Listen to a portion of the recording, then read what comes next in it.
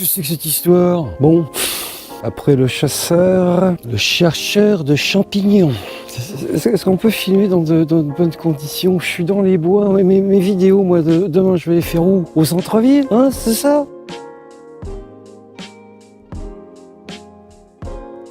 Salut à vous, mollets d'acier et avides de nature sauvage. Chose promise, chose due, vidéo chaude, vidéo brûlante qui comporte de très gros risques. Donc je vais vous demander toute votre attention car là c'est du sérieux. Là je veux pas de foufou, sinon vous sortez. Ok? Le feu.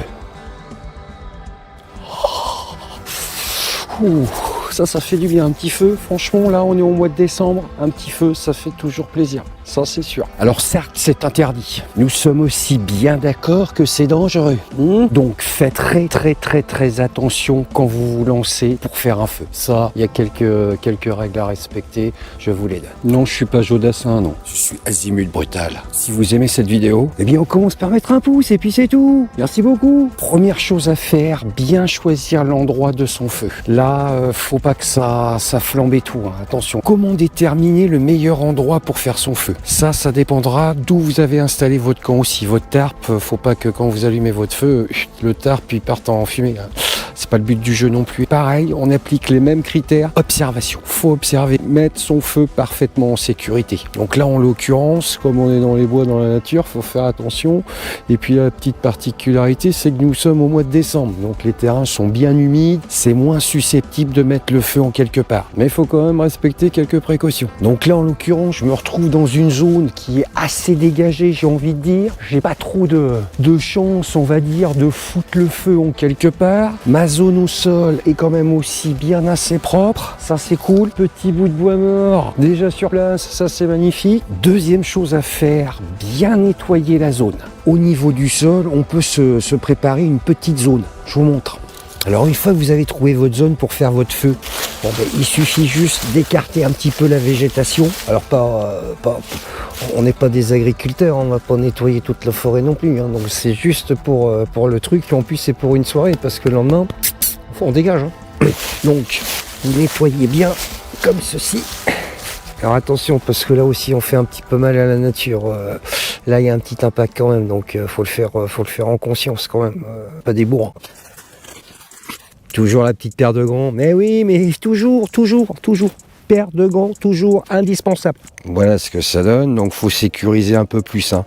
Plus vous prendrez de marge de sécurité, mieux ce sera. Et après, bien sûr, on remet l'endroit comme on l'a trouvé. Merci beaucoup. Et voilà, ni vu ni connu, je t'embrouille. Si vous avez à votre disposition des pierres, des cailloux, franchement, prenez-les pour contenir votre feu. Ça, c'est le b.a.-ba du métier encore, j'ai envie de dire, du bushwaffer et de la bushwaffer. Ou sinon, du bon bio, là, un bon bio, là, comme ça, là, le bon bio qui va bien, là. En bois mort, bien sûr, et tout. Alors, privilégié aussi, là, ça va être du bois mort au sol. Voilà, c'est le bois mort au sol, j'ai envie de dire, hein, parce que vous avez le bois mort au sol et vous avez le bois mort sur pied que vous disposez comme pour les pierres et tout. Là, comme ça permet de contenir votre feu. L'inconvénient, et vous l'aurez tous et toutes compris, c'est que cette fois-ci, ça brûle. Par contre, vous allez commencer à sécher votre bois, j'ai envie de dire, et ça, c'est pas mal. Faites attention parce que ça risquerait de fumer aussi un petit peu, et puis vous allez voir aussi toute l'humidité sortir du bois et tout. Mais comme ça, au moins, vous avez, ça permet de contenir votre feu déjà d'une part, et ensuite, vous avez de quoi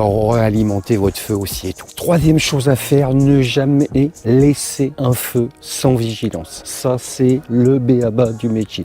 Ne laissez jamais un feu sans vigilance, car nous sommes des professionnels. You understand? Professional. Quatrième chose à faire, observez bien le vent si vous en avez, et regardez bien autour de vous que le feu n'aille pas un petit peu chatouiller la végétation, parce que là ça peut être la catastrophe. C'est pour ça, on ne laisse jamais un feu sans vigilance. Cinquième chose à faire, c'est pas possible. La chasse, c'est le samedi, le dimanche et le jeudi, c'est pas le vendredi, les copains.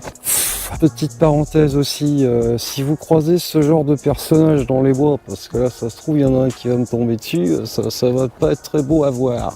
Enfin, surtout pour moi, diplomatie, hein. On fait pas les foufous, ces gars ils sont armés. Hein. Faites très attention. Les accidents de chasse, ça arrive pas qu'aux autres. Hein. Donc avec ce genre de personnage, déjà ils sont armés, ça force le respect. Donc on fait pas les foufous. C'est pas possible. Donc 5e chose à faire, bien éteindre votre feu quand vous partez. Et là, faut être sûr à 100%. Hein. Là, faut pas déconner. Faut que votre feu soit éteint sûr de chez sûr. Ces 5 points réunis, nous pouvons commencer à entreprendre notre feu. Vous avez aussi 2 styles de feu à votre disposition. Le feu ouvert, guitare, chamallow, et le feu fermé. Alors là, c'est pas de guitare et pas de chamallow. Non, ce que j'entends par feu fermé, c'est si vous avez ce genre de poêle. Voici le poêle à bois portatif que vous pouvez utiliser aussi en pleine nature. Ce genre d'ustensile-là, c'est de la balle. Hein. Franchement, là, vous pouvez faire un petit feu en toute sécurité aussi, avec du bois impeccable. C'est maîtrisé, c'est du feutré, nickel. Ou que vous enterrez votre feu. Alors là aussi, quelques précautions sont bonnes à prendre en compte si vous enterrez votre feu. Ah oui, pardon, l'ancien pompier que je suis a omis de vous dire une chose très importante. Non, je suis pas pompier, non. Le triangle du feu. Oxygène, combustible, source d'énergie, et là ça pète. Vous en coupez un et ça s'éteint. Alors ça, c'est si nous avons choisi de faire un feu de camp. Je tiens à le préciser. Bien à vous. Feu ouvert égale gourmand en bois. Que ce soit très très clair, hein, ça consomme un peu. Hein. Petite règle de base, attention. Hein, 166 € d'amende par personne. Casse-prison, classé pyromane. Car vous avez aussi d'autres alternatives pour avoir un feu. Pour se chauffer, réchauffer, se faire bouillir un petit peu d'eau.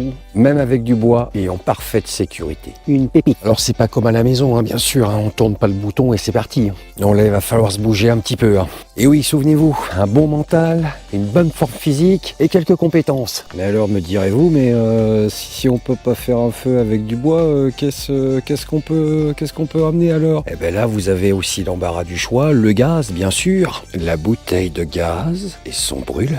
Bouteille de gaz et brûleur monté. Alors ça, c'est super pratique si vous voulez bouffer rapidement. Vous chauffez aussi, vous montez votre terre, vous foutez un coup de réchaud là-dedans et on est bien. Alors vous avez aussi un autre moyen de faire du feu, et ça c'est le côté ludique aussi de l'atelier aussi, c'est que vous allez pouvoir faire aussi la boîte à feu, ce que j'appelle ça la boîte à feu. Je vais vous montrer ça tout de suite. La boîte à feu. Alors comment se comporte cette boîte à feu? Mystère. Donc c'est très simple, vous trouvez une petite boîte en fer et tout, comme je vous ai montré. Et ensuite vous allez découper des cartons de la hauteur de votre boîte, comme ça, tranquille peinard. Et vous allez l'enrouler dedans et tout. Je vais vous montrer, vous allez voir. Vous inquiétez pas, vous allez voir, magnifique.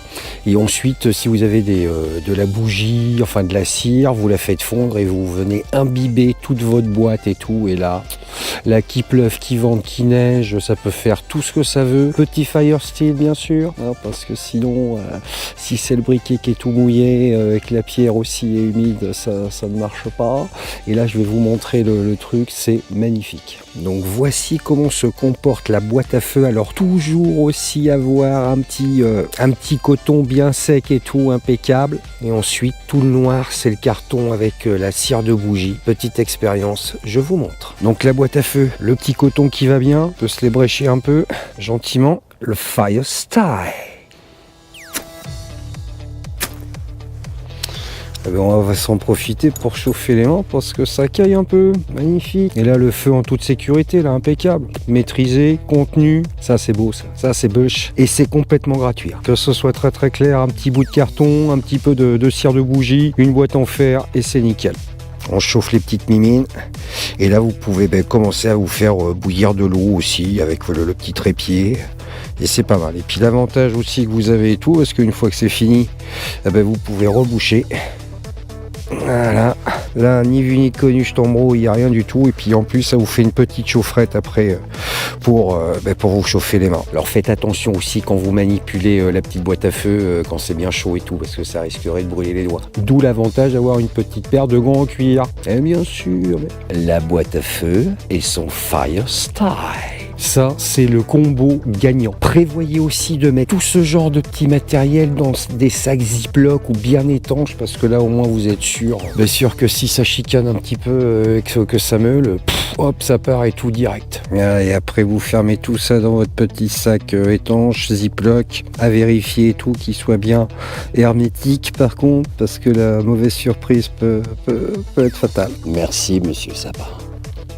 mon pote le sapin. L'autre petit combo qui va bien, la râpe à bois avec son bois résineux. Je vous montre. La râpe à bois et son bout de bois résineux. Alors je vous montre comment procéder. Donc le petit bout de bois résineux, gavé de résine, ça c'est de l'essence, ça c'est de l'essence. Une étincelle et ça fout le feu. La petite râpe à bois qui va bien, merci beaucoup. Petit avantage de la râpe à bois, c'est que ça crame pas l'humidité, quoi. Voilà, ça vous avez du feu pratiquement à tous les coups. Donc je vous montre. Petit fire style. D'accord. Et là, on vient râper. Une fois que vous avez fini de râper votre bois résineux, là c'est direction boîte à feu et je vous montre. Donc attention, c'est parti. Magic! Amazing! Eh oui, non mais il n'y a qu'à demander, il n'y a qu'à demander, il n'y a aucun problème. Hein. La boîte à feu, le fire style, la râpe à bois, là c'est combo gagnant à tous les coups. Le tout bien protégé dans un sac hermétique, même si ça ne craint pas trop l'humidité, mais vaut mieux être prudent et prévenant surtout. Et c'est saucisse à tous les étages. Les deux avantages d'avoir une râpe à bois, si vous avez trouvé du bois sec, on râpe, on craque le fire steel et c'est parti. Comme je vous le disais, ça craint pas l'humidité, quoi. Ça c'est le top en faisant. Donc là c'est efficace, rapide, sobre, raise. En termes d'essence de bois privilégié, donc le sapin, le résineux, mais attention, le résineux dans un feu, ça pète un peu, donc ça envoie un petit feu de braise par-ci, par-là. Donc un feu, c'est pareil, hein, je le répète, un feu ne reste jamais sans vigilance. Le chêne aussi magnifique. Alors ce genre d'essence sera privilégié pour maintenir votre feu. Comme ça c'est des essences qui tiennent bien au feu et tout. Acacia, magnifique, le must, je le dirais même, le must. Amazing. Et ensuite, j'ai envie de dire tout ce qui peut brûler, hein, bien sûr. Alors méfiez-vous du bois mouillé quand même, parce que ça fume pas mal, et puis ça risquerait aussi, vu que vous allez faire ressortir l'humidité de votre bois. Bois mort au sol, pas trop quand même, hein. Enfin ça dépend de la saison. Là, comme nous sommes au mois de décembre, c'est bien humide, c'est pas le bois qu'il faut privilégier. Privilégiez toujours le bois mort sur pied. Bois mort sur pied, là oui, magnifique, c'est ce qu'on cherche, c'est ce qu'on veut. En veillant bien sûr qu'il soit bien mort, hein. Donc on regarde bien la cime de l'arbre, voir s'il n'y a pas de feuilles. Et si l'écorce aussi commence à se détacher, là c'est bingo, là c'est tire-les. Quand vous faites un feu en pleine nature, vous avez deux inconvénients majeurs. Le premier est que ça se voit. Et oui, en pleine nature, de nuit, une source lumineuse, ça se repère assez vite. Look. Deuxième inconvénient du feu, bien sûr, ça sent. You smell. Et j'en rajouterai même un troisième, la fumée, une petite fumée qui sort d'un petit bois, c'est repérable et tout. Donc niveau discrétion et furtivité, on n'est pas au top. Mais vous avez des parades pour annuler ces trois inconvénients. Mais ça, je vous montrerai ça en off. Nous voici arrivés au terme de cette vidéo. Et oui, le temps passe très vite quand on est en bonne compagnie. Vous et moi dans les bois, tranquille, peinard. Peinard, pas tant que cela, parce qu'entre Monsieur Chasseur, Monsieur Champignon, nul. Bon, la nature appartient à tout le monde. Nul. Très attention quand vous aventurez dans Mère Nature en période hivernale. Parce que entre la chasse, Monsieur Champignon, j'en passe des meilleurs. Bois de Boulogne, par contre, à éviter. Bois de Boulogne. Donc choisissez bien votre lieu et votre période estivale afin de ne pas être importuné à tout bout de champ. Merci beaucoup. Et surtout, on look, on smell. Oh, dis donc toi, ça pique un petit peu. Listen. Et toujours attentif à son environnement. Le moindre bruit suspect, on est sur le qui-vive. On se retrouve dans un mois, dans une vidéo flash. Là encore, petite surprise du chef. Surprise. Faites attention à vous, on fait pas les foufous, ok? Car je souhaite bien vous retrouver dans un mois. Merci beaucoup. Mais qu'est-ce que c'est que cette histoire? Mais Monsieur Sapin, on en est où là, nom d'une pipe? Ce n'est pas sérieux, Monsieur Sapin. Il est où?